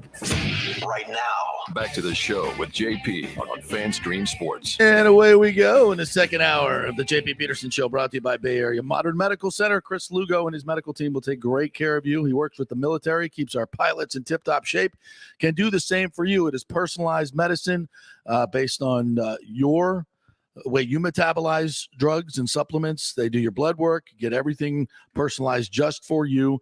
Weight loss, testosterone replacement therapy, anything you need. It's the modern way to do it. It's Bay Area Modern Medicine Center, BAMMC.com. All right, let's welcome in our good friend Mike Neighbors, who covers the Bucs, covers the Saints, does all kinds of things. He's a media superstar. I think that's the word I'm looking for. What's up, neighbor? He's an author, wrote a great book on Drew Brees. How are you, partner? I like the introduction. I'm great, my brother. I've had a JP sabbatical. Good to be back. Yes, it's great to have you back. You tweeted out something yesterday that certainly stirred up some conversation. And I think my man Nick Geddes said this yesterday. We were talking about is Steven Stamkos the greatest, most accomplished player in Tampa Bay sports history? I mean, that's kind of been reserved for the Derek Brookses of the world, the Rondé Barbers, bunch of Buccaneers. I don't think the Rays have anybody in the conversation, but Steven Stamkos, he's the guy. He's got to be the guy. Who more, right? Well, if you look at the best runs, and I look at Bay, Sapp and Selman, both 9 years, Hall of Fame runs. Marty St. Louis, 13 years. Hall of Fame run, Vinny LeCavier, Derek Brooks, Steven Stamkos, all longer, sustained excellence, 14 years. Now, Brooks, of course, is a Hall of Famer. He had one Super Bowl, but Stamkos, he's already had a couple titles. I think he's the guy, but boy, if they went back to back to back, he's definitely the guy. Oh, no question. I mean, how do you judge it? You judge it on, Hall of Famer. Well, clearly Stamkos is a Hall of Famer. 60-goal season, 2 championships, but he's made it to the, quote, Super Bowl, 4 times now? Yeah, 4. Yeah, it'll be 4 times now. And then made it to the Final Four, which would be, conference championship game, 6 times. Or maybe more, because he goes back to 2011 as well. So his resume, I think, he's won an MVP. I think it probably trumps Derek Brooks. Now, football, obviously, maybe you could argue is a little bit more important in Tampa Bay, but as far as personal resumes, I don't think anybody measures up. And here's the thing, JP, he's only 32. I mean, he started, it's like a LeBron type career. Yeah, he started right away. He was big right away, take away the Barry Melrose situations early. But I mean, he told me, I found this old interview I did with him in 2011. And back then, it's 3rd year in the NHL. He said he wanted to play 20 more years. Well, if that's the case, here's good news, Lightning fans. Yeah. You'll have 8 or 9 more years. And how about the fact, and I was talking with Eric Erlinson about this the other night in the post game, how about the fact that he's having his best season this year? I think we all agree the 60-goal season was amazing, incredible. But this is a season he has been the point man. He has been the leading scorer. He has been everything to this team. He's the leading scorer in the playoffs, blocking shots, beating the crap out of Lafreniere. I mean, he's doing it all. And this is, I would argue, his best season ever in his 14th season at age 32. That's phenomenal. Yeah, and you look at his career, it could have gone the other direction. He was bit with the injury bug. He was injury plagued for so many years. But, you know that Steven Stamkos appreciates, A, that he's still playing in this league, but B, the health, because he didn't have the health for so many years, JP. Right. He's always been a skilled guy. But I think when you're that player and you're great, but you can't achieve greatness because of whatever reason you keep having injuries, I think there's a greater appreciation for where he is now, opposed to some other guys who haven't had to deal with what he's had to deal with. No, I completely agree. And, coming back from injuries and so many injuries at this point of your career is not easy. It's tough to do. And then to put together your best season ever. I mean, and the other part about it is his leadership skills. And I asked Fassi and Coop about this the other night in the post game about the maturation of his leadership skills. Because I'll be honest with you, I don't think he was a great leader early on in his career. And that's just natural. You're young, you come in as a phenom, you're expected to be a scorer. Guys in this league, for the most part, when you're that superstar scorer, number 1 overall draft pick, you're not expected to block shots. You're not expected to back check. You're not expected to do that stuff, right? But he has grown into doing it and leading as an example. And that, to me, what sets him apart. Yeah, and think about what could have happened in Stamkos' career. We discussed injuries, but all the rumors that he was going to go play in Toronto and blah, blah, blah, blah, blah. And he's been here for such a long time. I mean, I have a video production company, and we shot a public service announcement with Victor Hedman in 2014. I mean, JP, that's 8 years ago now. Mm-hmm. Victor Hedman was big in 2014. Steven Stamkos was big in 2014. We're in 2022. They're still big. I mean, you don't see that in sports anymore. To me, that's a big problem in, frankly, baseball now. And as much as the Rays have been great in redefining their image every year and their roster, you lose something by losing players. The fact that they've had Stamkos, Hedman, and now Kucherov for so many years, you just don't see that in sports anymore. No, you don't. And, think about this, what could have been. He would have been a member of the year that he's having. He would have been a member of that Canadian Olympic hockey team. So he could have added a gold medal to what he's doing already this year. He also could have got hurt over there. So we could look at it that way. But, man, because that would have been really the coup de grace for his career. But instead, he's been able to focus on winning another Stanley Cup. And I would argue, he's been our MVP. I mean, Kuch is fantastic. Vasilevsky is unbelievable. But I don't know. I mean, if you had to name an MVP right now, who would it be? I think he's the glue. I think obviously, Hagel's been unbelievable too. But I mean, Kucherov to me has had maybe more moments, but in terms of the glue and the consistency and all the intangibles, especially what he did the last game to clinch it against the Rangers. And you've seen him be more of a presence this year than in past years in terms of being healthy and being that impactful guy in the postseason. Yeah, I would agree Stamkos. I mean, I think Vasi's the MVP though, and then Stamkos to me. I mean, Vasi to me is everything for this team in so many ways. Yeah, he is. But I and given the numbers that he's done in the clinching games is just sick. I would still stay Stamkos because I think he affects the team in so many ways. I mean, you got to have a great goalie, and he is the best in playoffs. Vasi, no question about it. But I don't know. Stamkos leads him in goals. He's blocking shot, and I think that it elevates everybody else's game. All the other skaters that see him going down the tunnel, after another blocked shot, I just think it elevates everybody's game. So I'm going with Stamkos. You can have Vasi. It's a great choice, but I'll go with Stamkos. He's the Tom Brady of the Lightning, is what you're saying. Yes, he is. That's exactly what I'm saying. And a great little transition here to let us talk football. I'm sure you saw the Brady interview yesterday. What are your thoughts? Anything jump out at you? The last one he had in minicamp? Yeah, this one he did last Thursday, I believe it was. I mean, to me, I think we don't need to be naive in the media. I still think Tom Brady can say a lot of things without saying a lot of things in terms of what happened with Arians. I'm not really buying that. I think there was more to it. That's just my opinion. Okay. I know there's been denials on both sides, and Tom Brady's at the press conference with Arians, which I thought was kind of weird in my opinion. But I know covering the New Orleans Saints that Tom Brady was going to go to New Orleans if Drew Brees would have retired in 2019. That's a fact. Yep. And now we see the relationship with he and Sean Payton in Miami potentially. I think we're going to find out a lot more about Tom Brady and his career and his decisions the last couple of months, whether it's a book in 10 years. Well, I think there's a lot more to this story than what he said. He did a great job of not saying a whole lot. Right.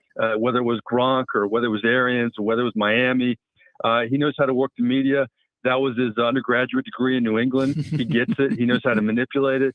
So he said all the right things, but I'm not buying a lot of it. Well, he didn't say he didn't talk to the Dolphins, and he basically admitted that he did.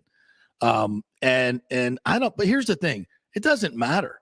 He's playing for the Bucs this year, and I'm right. I've said this 4 or 5 times on the show, so I bore our regular listeners. He is what he is. He doesn't bleed pewter and red. He doesn't. He's here for Tom Brady because this is the best place for him to win a world championship. And he would have gone to the Dolphins if he could have gotten out of the contract. But the Bucs were not going to let him do it. The Bucs played it perfectly. I'm not saying for sure he would have gone to Miami, but he certainly considered it. But it really doesn't matter. He considers a lot of different things. He considered retiring, considered a lot of things. But the bottom line is he's going to play for the Bucs this year, and they got a great chance to win the Super Bowl. So I don't pretend like he's, all in Tampa. He's a mercenary. He's a hired gun, but he's our hired gun, and I love it. So who cares? He could have gone to the Niners too. I think that popped up in his head. Sure. Just like Aaron Rodgers. I mean, you're a California boy. You know what? You've done everything you can possibly do in football. Why not try to go home and win one too?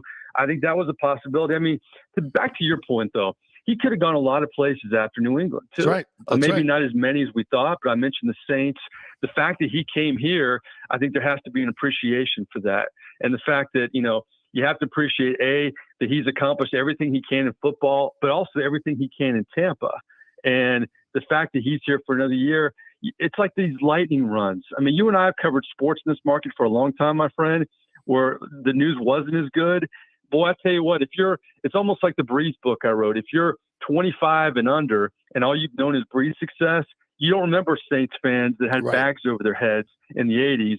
So if you're a young member of this sports generation, man, just soak it in. That's my old man advice to you. Soak in the Lightning, soak in Tom Brady, man. These are treasured times. They really are. Yeah, they really are. And again, it doesn't matter who he had a dalliance with in the offseason. He's playing for the Bucs. So it's case closed. We move on. He's our quarterback, and now he's got to figure out a way to beat the Saints. Because he hadn't done that. I would suggest, as bad as that loss was to the Rams, I would suggest that his number one priority this year is beating the Saints in the regular season. He can't be happy with the way those games went down. And right now, the Saints and Dennis Allen have his number, and there's no question about it. And you cover the Saints better than anybody. Do you think that they're going to continue to have the same success against Brady, or in some ways they'll be able to break the jinx here in the regular season? It's amazing when you think about it, JP. Antoine Winfield doesn't strip Jared Cook. That game could have turned out differently in the playoffs. Yeah. Can you imagine if Tom Brady doesn't win a Super Bowl and he's 0-5 against the New Orleans Saints? I mean, he's only had one victory against them, and it's the postseason. It's really remarkable. Yeah, that win changes the whole dynamic. It changes everything. It's crazy. I still think the Saints lose to the Packers, by the way, and don't make that Super Bowl. But we'll never know what happens there. But not that it's just amazing looking back at the narrative with the Saints and Brady. But when you talk about this year, it really comes down to two words: Alvin Kamara. I have no idea what's going to happen with his suspension, but it's a domino effect. If Alvin Kamara misses 6 games, JP, let's just say the worst case scenario. Maybe it's worse. I don't know. We're going to find out a lot about his case with the Las Vegas fight he was involved with this offseason in about a month or two. But let's just say he's out for 6 weeks. Here's the domino effect. Jameis Winston, as everybody listening knows, and you know in particular, if he feels like he has to do everything, that is bad news if Jameis Winston is your quarterback. Yep. Mark Ingram's a great player, but he's getting older.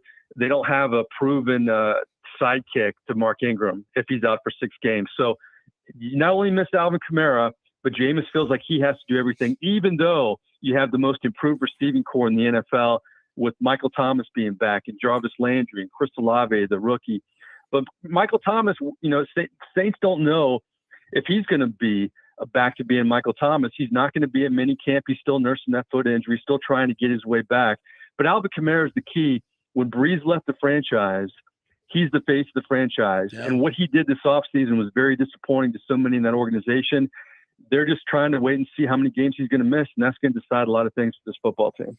Very interesting. I'd even forgotten about that. And I when it was first reported, I didn't think it was that serious. I mean, it kind of sounded like a bar fight.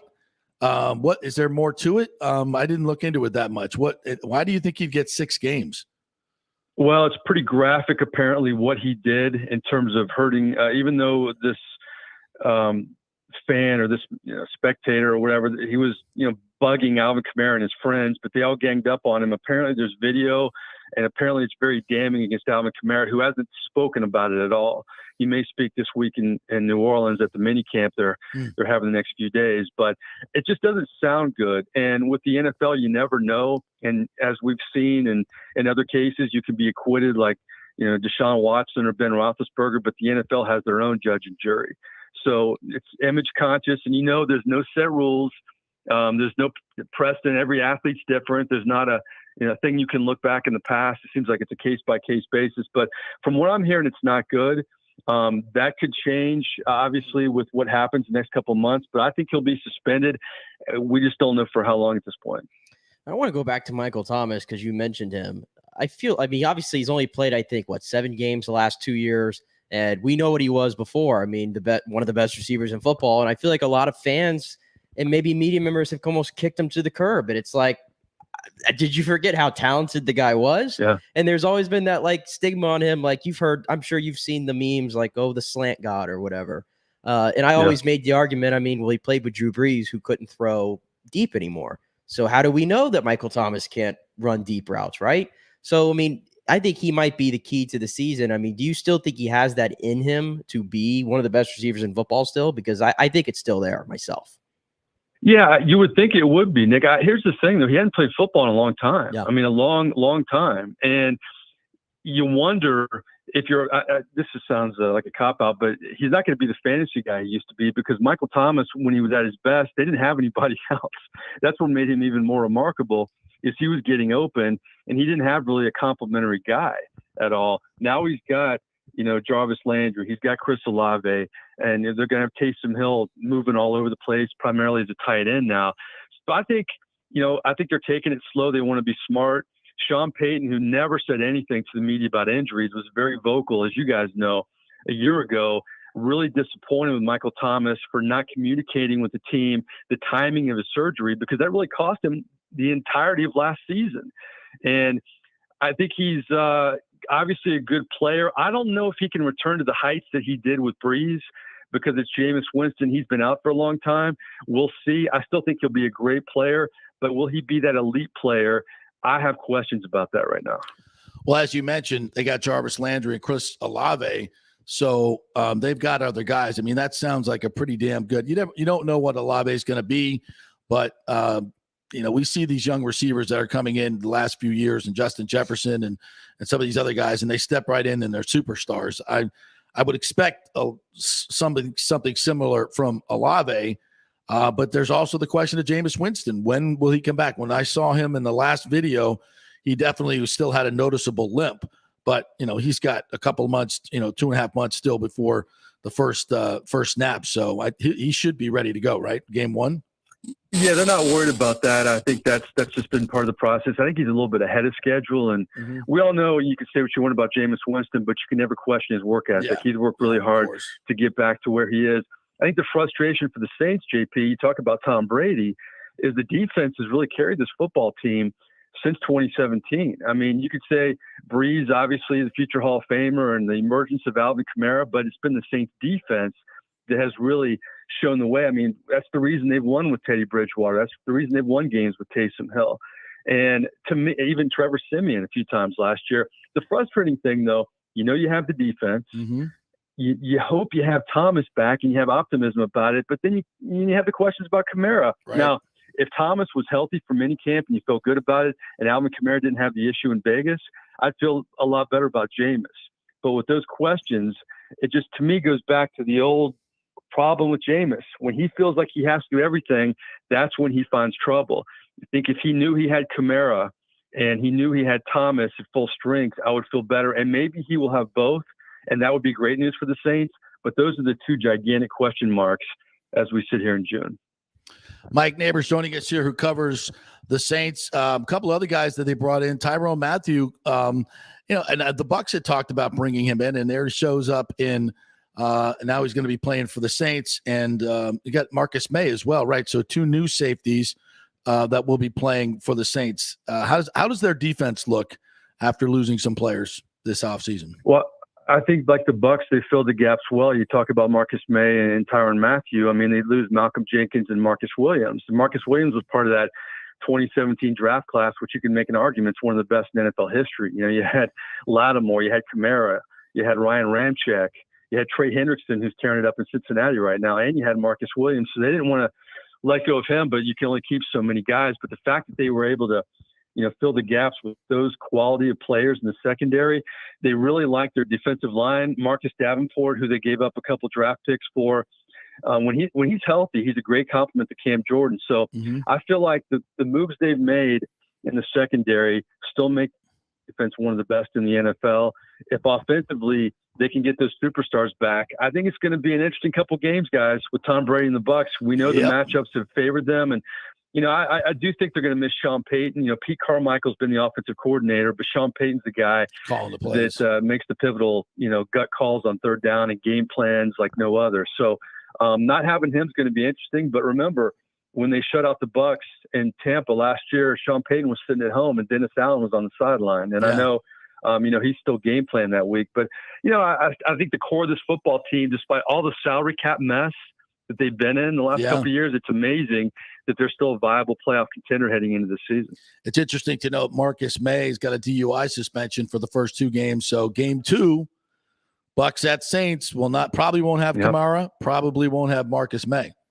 So interesting to note. And Jameis will still be, coming off that knee injury. So Michael Tom, good thing to catch the Saints on the road early on in the year. That's all I'm saying. And from a Bucs perspective, you look at all the things that they've done in this offseason, and I'm assuming they're getting Gronk back. I think Akeem Hicks was a huge, literally and figuratively, addition. If he can stay healthy, he's a monster in there. I think their defense improves because of getting. I think Keanu Neal's going to, if he can stay healthy, he's going to be an interesting player.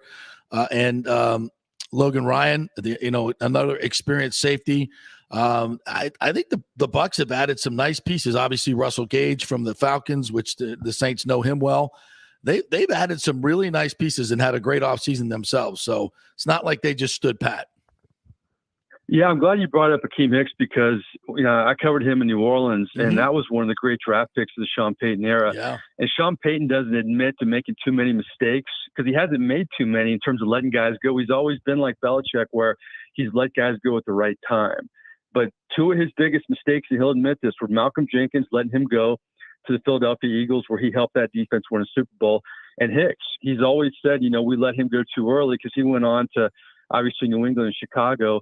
And he's still a good player when he's healthy. That's a huge pick for the Bucs. It's amazing they got him this late. I know he's had injury issues, but boy, if he can play well, they can keep him for a few years, and he'll be an integral part of that defense. All right, partner. Always good to catch up with you. Tell us what's going on with you. I know you've been doing your errands stuff in New Orleans with some great personalities. Tell us what you've been up to. Yeah, the show's gone so well. I run errands with sports celebrities and pick them up. We run errands and they choose them, and it runs on all the Saints platforms. We were talking actually a lot of TV networks about expanding this idea.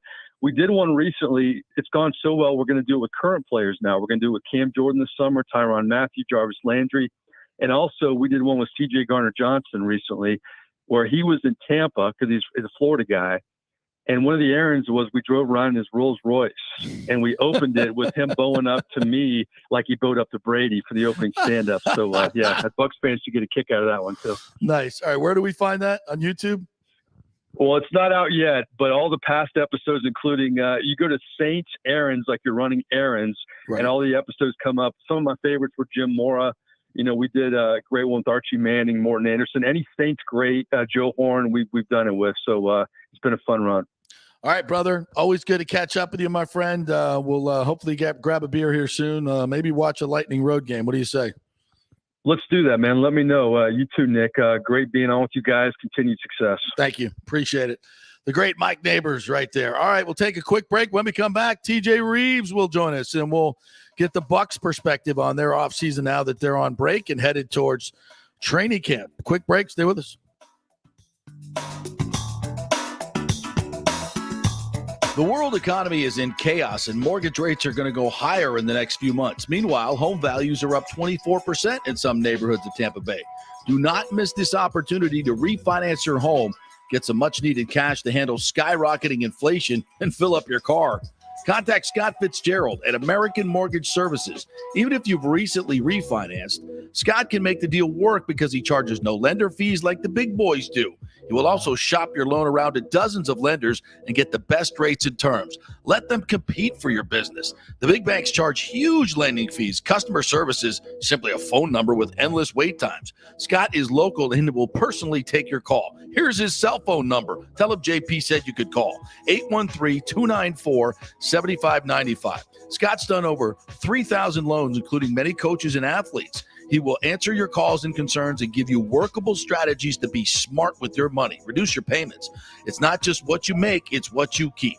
813-294-7595 or email him at scott@amstampa.com. Have you purchased a home in the last 10 years and the stucco is starting to come loose from the upstairs portion? Well, that can cause some serious damage that you can't see until it's too late. Is it becoming an eyesore? Have you contacted the builder and just can't get any relief? That's very common here in Florida. So call the law offices of Christopher Palermo. They can help you. Call 813-221-5636. That's 813-221-5636. He's recovered millions for his clients. The law offices of Christopher Palermo at PalermoPA.com. The health professionals at Bay Area Modern Medical Center want you to know it's time to commit to a new healthy lifestyle. It's literally a matter of life and death. 42% of Americans are considered obese, and being obese made you 3 times more likely to be hospitalized by COVID. So getting in shape is not just about looking better, it's about living much longer. At Bay Area Modern Medical Center, they take a very different approach to primary care. It's personalized preventative medicine. Christopher Lugo and his experienced staff are proactive in looking at your issues before they become a problem, encouraging a healthy lifestyle with proper diet, supplements, and exercise to optimize your active lifestyle, building up your immune system, not destroying it with poor nutrition and bad habits. So call for an appointment, maybe change your primary care and get on a journey back to full health and a happy life. Call 844-977-3477 or go to BAMMC.com. Tell them JP sent you for priority scheduling. 844-977-3477 or go to BAMMC.com.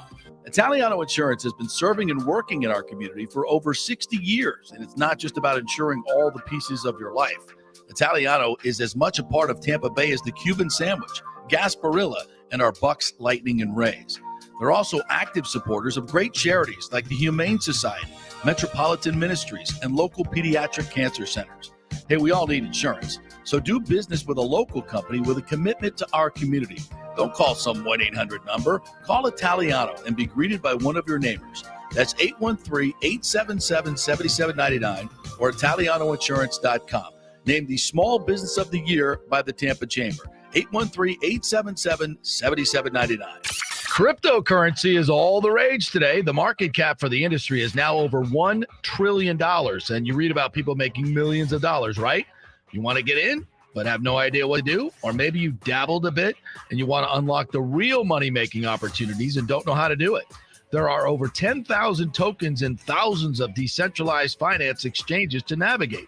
So what do? You go to DeFiLava.com. The folks at DeFiLava.com are in Tampa Bay, and they work with you directly to set up custom accounts, answer all your questions, and provide market analysis. Decentralized finance and cryptocurrencies are here to stay and will change the financial markets as we know them. Get in the game. Get with the experts at DeFiLava.com and tell them JP sent you and get their free 2022 crypto market forecast today at DeFiLava.com. Don't get left behind, folks. Make some money at DeFiLava.com. Pures. I was not at the Evans game. P is back on. Welcome back. FanStream Sports. All right, welcome back to the JP Peterson Show, brought to you by Bay Area Modern Medical Center, BAMMC.com. Also, the Gold and Diamond Source. It's Father's Day. It's coming up. Great place to go buy a Father's Day gift. I know TJ Reeves would love something from the Gold and Diamond Source.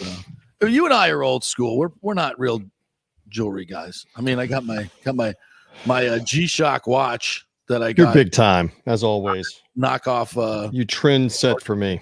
Yeah. But I could use a nice chain. I'd like one. Sure. The cross would be nice. It'd be beautiful from the Gold and Diamond Source. How are you, partner? I am good. I am looking forward to what is about to happen here, just like everybody else is. I think we're all excited to see these first two games in Denver, and I think it is perfect right now that everybody's talking about Avalanche favored and look what Colorado's going to do, this and that. If you haven't figured out by now that the two-time defending champs should be the favorite and are likely going to win one of these first two games, then we can't help you. We can't help you with what's happened the last 2 years in the playoffs. TJ Reeves, tell me why, other than the fact that Vegas wants everybody to be on the favorites, the Avalanche, they want the underdog to be the Lightning because the underdog you're going to cash again. Why? I don't get it. Like what are they looking at in terms of, because they had more points in the regular season? Freaking meaningless. Right. They're a good team, but Darcy Kemper, one-eyed Darcy Kemper, I don't know. I just can't match up to Vasilevsky, who's got two good eyes. They're a good team. They're a great offense, but they're not a better offense than Toronto or Florida. We saw how that went down. I mean, what is this based on, that the Avs are so much better than the Lightning? I think it's a great question, and I don't know that I've heard so much better. I just have heard them being the favorite, and they obviously scored a bunch more goals, but that was the Western Conference playoffs. It's Mike Smith. Much more of a track meet. Vasilevsky's the best goalie in the world. I was just going over this. Mrs. Reeves and I were running errands before we got back here to do the show, and she goes, how good has Vasilevsky's goals been? And I said, let me see here. This is like going back to preschool math. Game 4, 1 goal allowed, right? Nick, help me if I'm wrong here. Lead me back on the path. Game 5, one goal allowed, right? Yeah. Game 6, 1 goal allowed. Am I right? Power play goal. 1 is like the count on Sesame Street. 2 and 3. He's allowed 3 goals in the last 3 games. Yeah. So and you allowed 3 goals in the series against the Panthers. Yes. Right. So if you want any bigger reason to back the Lightning, is they have figured it out. Defensive scheme, yes. Blocking shots, yes. But with that goalie, they have figured out a formula on how to beat you, and it's not trying to beat you 5-4 or 6-5. So let's see what happens here, and we cannot overstate, folks. They have now forced ESPN and I don't know if it's much the NHL Network, because honestly, I don't have the NHL Network and I don't see it that often. But they have forced ESPN in particular to start talking about three-peat and to start talking about dynasty. Here we are. We've been talking about it. I've been on with you for the last couple of months. We've been talking about a three-peat and rarefied air, and now you're here and you have forced the ESPN now to have to address this pregame and address this as a real storyline here on what they're going for by how they've played and what they've won. Yeah, and one of the great things about chatting with you, because you and I have been covering sports for so long, is you can put this in historical perspective. And what the Lightning are doing across sports is really historic in every way. I mean, I think it's already a dynasty, and they win their third. It literally puts them in the company of the Islanders and the Canadiens. And if you want to throw the Oilers in there as well. And I would argue that if they win 3 in a row in the salary cap era, that's a greater accomplishment than either of those other teams, especially when you count 6 conference finals. That's 6 Final Fours in 8 years. Come on, bro. Nobody's done that in any sport. And we've talked about this like for the last 3 times I've been on with you, in the salary cap era where you don't get to keep your players. Right. And they're great accomplishments by the Canadians, great accomplishments by the Islanders and by the 1980s Edmonton Oilers. But when you get to keep all of your guys, because there's not salary cap restriction on it, and unless you're cutting them or trading them, they're your players. If you drafted them or traded for them, they are your players. It is a different time, a different era. And I realize the Pittsburgh Penguins a couple of times have won 2 in a row. The Red Wings won 2 at the end of the 1990s. But in that third season for all of them, they never got to this point. They never got to the cusp of this. And I like what you said, too. I didn't realize that. 6 conference finals in the last 8 years. And in like 2 of the losses, at least in the conference final, it was a game 7, like 1-0 or 1 goal loss that kept you from playing for it against either like Pittsburgh or Boston or one of those. And I saw that there's so many glowing stats, and we should be sticking our chest out about this. I was on an interview with somebody yesterday one of my longtime radio buddies in Memphis. He's like, you guys have just become off the charts on the arrogance and the whatever. I said, because they win all the time and we're not supposed to be happy about that. We've had, as I've said on your show, we've had the crap kicked out of us for so many decades with the Buccaneers or the Devil Rays at the beginning of their existence, or the Lightning in the late 90s in their existence, when the Lightning had 5,000 people at Amalie Arena. Remember that? JP, you were around for that. We were around for that. Nick can't fathom that. There was a time when the Lightning were losing 35 or 40 games every year and had 5,000 people in the arena. It did exist. Can you hear me right now? I can. Absolutely, brother. Listen, I grew up with Chris Sims at quarterback for the Bucks. Okay. Mm-hmm. The Lightning had Barry Melrose at coach, right? Correct. For like 13 games. Right. And then the Rays were the Devil Rays and were green and lost 100 times. I know what pain is. I know what pain is, even as a young boy. So as a fan of this, somebody and it's born and raised in this area, I'm not apologizing for anything. I will take my victories right now when I get them. And if you're about to do something that has not been done in the big four professional sports in 20 years, we're not supposed to talk about that. We're not supposed to talk about how exciting and how historically significant that is. What planet are we on that this isn't going to be a storyline, especially if they can get game one or get one of the first two games? That becomes the storyline. Yes. Trying to do something that hasn't been done for the last 20 years. So good on that. I love the stat too. Help me on the number, Nick, of playoff wins since 2015. Isn't it like 82 or 84? Something like that. The number of playoff wins, they put a graphic up. It's like 82 or 84 playoff wins since 2015. Yeah, and it's 11 series in a row. Correct. So but the total overall number of playoff wins since 2015 is like 82 of them. The next closest team is like the Penguins with 43 or 44. They're like 40 in front. So they could miss the playoffs completely for the next 2 years, have the Penguins run through a back-to-back and win 16 games next year, 16 games in the postseason the following year, and that still doesn't match with the Lightning. What is it? 82 since 2015, and the Penguins are at 45, which is second. And we're not supposed to be proud about that. We're not supposed to be. That's staggering how good they've been compared to everybody else. You know who leads the NHL all time in playoff winning percentage and playoff road winning percentage? I'm thinking it might be the Tampa Bay Lightning. I mean, you think about the history of the NHL, and it's amazing. They have rewritten the playoff record book. And here's Vassie's 27. Right. Mike Smith is 41. Right. And he's still playing. If Vassie plays another 10 years with the core of this group, Kucherov, I mean, Hedman's in his 14th year, Stamkos in his fourth. Neither one of them look like they're slowing down. But you got Braden Point coming, is still a young cat. Kucherov is still a young cat. They got a lot of winning to go, brother.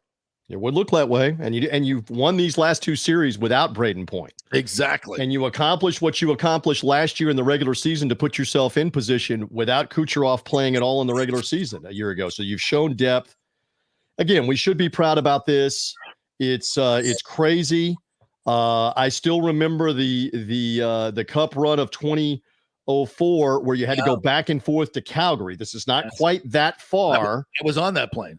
And so give me the stories, because that was back and forth twice, right? Yeah. Because it was not 2-3-2. Game 4 was in Canada. I still remember being at game 5, the double overtime game that Calgary won. And then it was double overtime back in Calgary and then back here for a game 7. What was that like? Yeah, I mean, we were there. It was a Saturday night. It was Saturday night, deep into the night, West Coast time or Mountain time, in the second overtime when Marty hushed the Saddle Dome. It was great. It's the sound I've only heard about 3 or 4 times in my life. It's very similar to Warwick Dunn running down the sideline at Florida Field in 1993. Yes. It's that groan and that small pocket of people celebrating in one area. Same thing when Marty scores. It's that audible, it's a hush, but then just a few people celebrating in this one little area. And it was so deflating. The cup was in the house. It was they thought they'd won it earlier in the overtime, but no, they did not. And we come back, literally get off the plane. I'm back in the editing booth at News Channel 8. Hey, we got an hour-long special that you're hosting on Monday night. I'm like, bring it on, bro. I don't need sleep. I'm good to go. There we were up on the riser on Thunder Alley, me and Stacy Scheibel overlooking Thunder Alley, where you couldn't even walk. It's about 100,000 people around Amalie Arena on that Game 7 night. 25,000 in there. It only holds 2,000. I mean, I think they sent the fire marshal on a nice trip to the Bahamas for that night. I mean, it was. I remember. Okay, so I got the privilege of being in the building for Game 7 that night. Yeah, and I remember when all of it was over, all the craziness was over.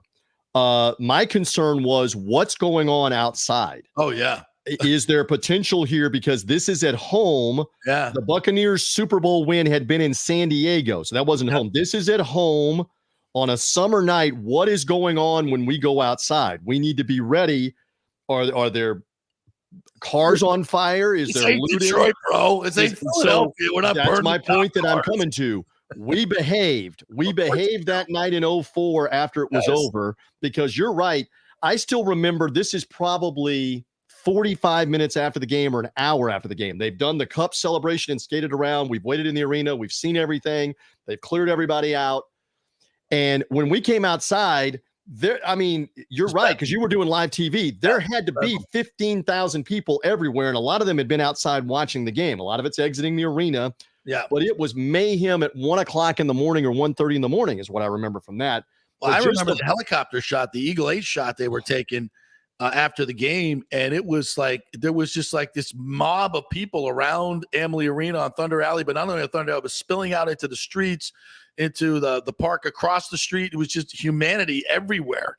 I mean, it was crazy, and it didn't stop till into the wee hours of the morning. But yeah, I think I slept for like 3 days after that. I don't blame you, and I'm just bringing it up to go back and forth. You're not having to go as far to Denver and get back as what Calgary was. But So altitude, and the altitude will be a factor. They are used to playing in it. And now we'll see how much of a factor. I'm sure that'll be one of the storylines for tonight. Oh, the Avalanche are so used to playing this way. Never mind the fact they got beat in the first round of the playoffs last year, playing at altitude with the best record in the league. So we'll see. This is going to be exciting. This is what sports is all about. This is what unifies us allegedly. This is what gets a community together here to get behind this team. And let's see if they can make this is all-time stuff, folks. This is all-time stuff if they can get it. Here. As we transition, TJ Reeves, Buck sideline guy. So when this is over in the next 2 weeks, take a deep breath, because 2 weeks later, after your vacation, all you got is the GOAT, the greatest to ever do it, quarterbacking your football team against a schedule that may be one of the greatest schedules I've ever seen. I mean, in terms of quarterback play, the quarterbacks we're going to see in Raymond James Stadium, it's ridiculous. And I got to ask you, what did you make out of the Tom Brady press conference last week when he touched on some very, very weighty subjects? And glad, by the way, he got it all out of the way, so we don't have to talk about this crap at training camp. Well, and he's very calculated with everything he does and everything he says, and said all the right things. And hey, at this point, you're moving forward, because what's done is done. Bruce Arians is there as a special advisor. We've joked about that on your show. Todd Bowles is the head coach. Brady is ready to go for the upcoming season. So the eager anticipation is there for all of us. But, you got to also temper it with monster schedule. I mean, the Cowboys want revenge, and that's the first game out of the box on Sunday Night Football there. And the early part of the schedule has the likes of Green Bay and the Saints on the road, where this team has constantly struggled to go win in the Superdome. The Chiefs, by the way, you had Mike Neighbors on there before. I love my North Tampa brother there. Neighbors squawking. Let us not forget, by the way, and Neighbors knows this, that when Michael Thomas originally hurt his ankle, in the Week 1 game in the bubble crazy year of 2020 in the empty Superdome, when Sean Payton was trying to run a trick play on 4th down to keep the ball or get a touchdown and not kneel on the ball and just hand it back to the Buccaneers.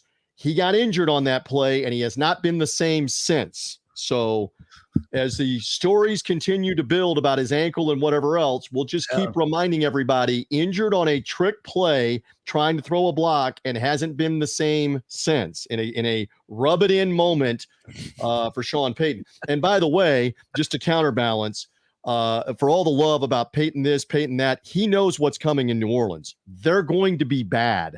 I'm on the record right here on the JP show. They're going to be, mark the tape, Nick, mark the tape.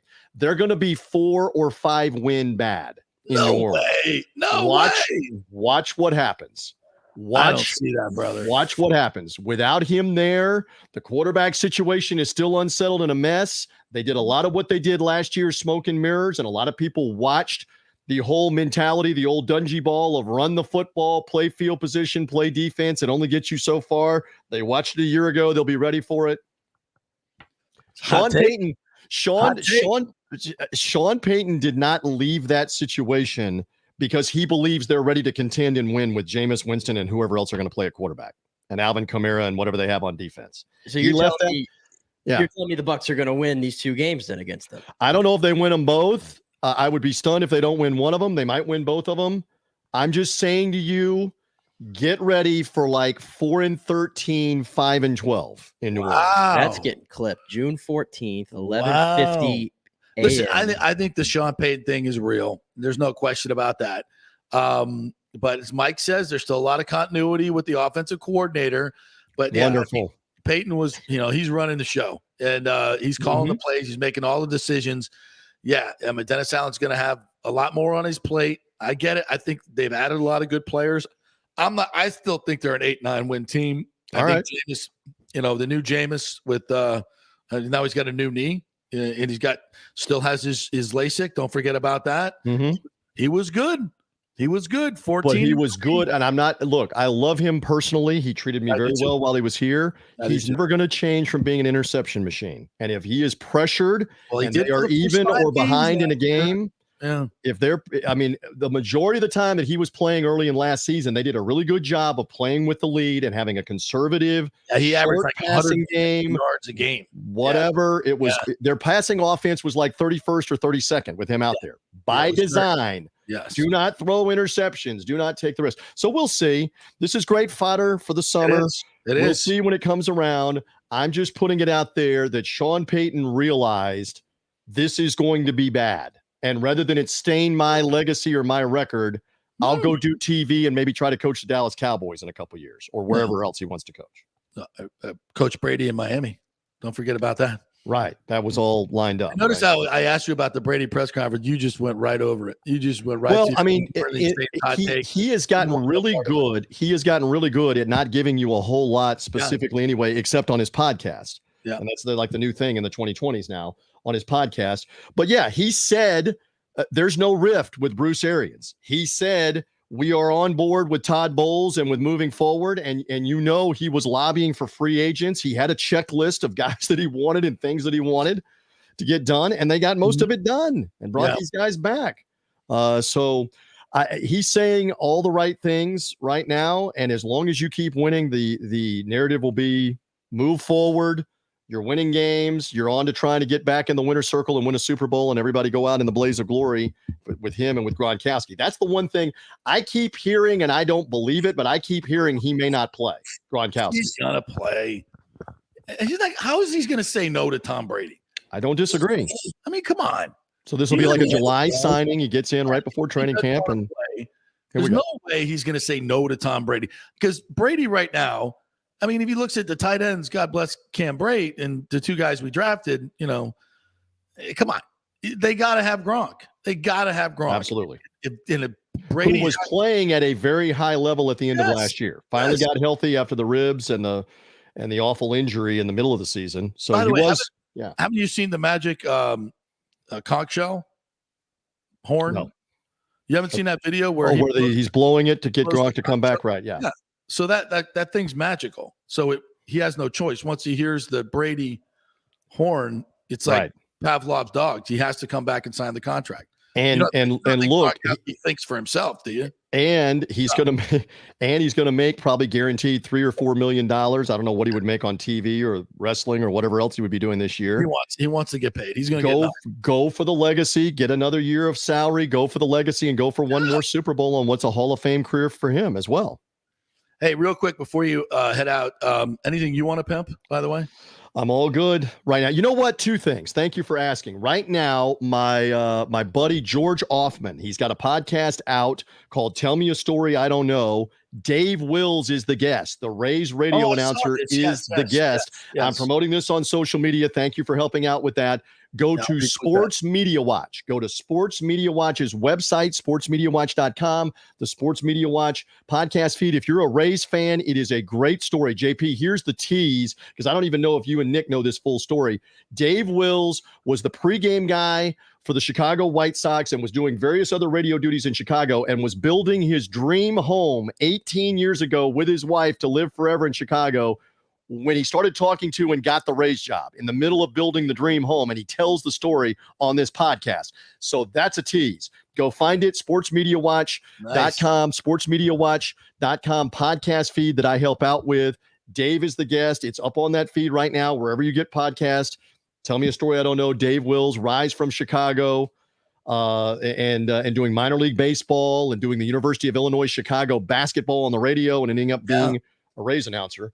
So go catch that. And then our buddy, you need to hear it. It's great stories. Our buddy Eric Erlinson, I'm helping him as well with the Lightning Insider and lightninginsider.com and his podcast.